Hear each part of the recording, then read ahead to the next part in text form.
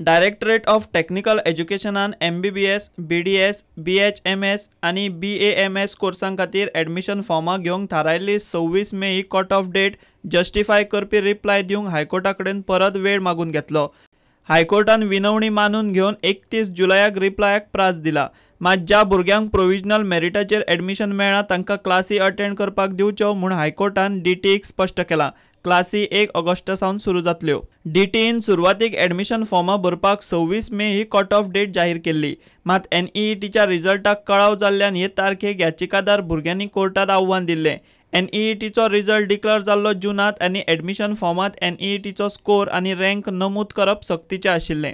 हायकोर्टाच्या अंतरीम आदेशाचेर 10 भुरग्यांक एडमिशन मेळिल्लें, हातूंतलीं 9 भुरगीं याचिकादार।